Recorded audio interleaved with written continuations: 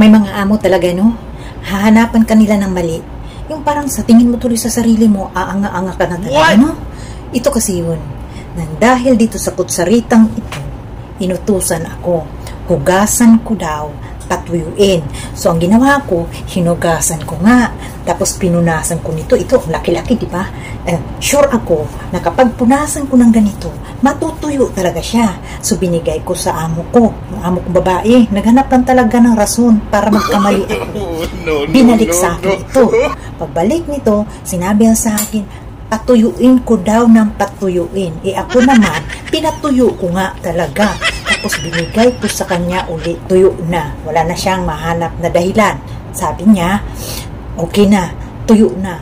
Tapos nung tiningnan ko, nakakainis, ang sarap talaga, batuhin na, ay naku, ang sarap talaga, kung di lang talaga siya amo, no? At saka, kung Tagalog lang talaga ito, no? Ay naku, kanina pa ako nagdaldal. Ang hirap kasi magdaldal kapag English, di ba? Yung mga ngapa pa tayo kung anong sasabihin. Kaya ang ginawa niya, nakita ko kasi, ginawa niya, kumuha siya ng tubig na mainit para magkape siya. Nilublob lang pala talaga dito sa mainit na tubig.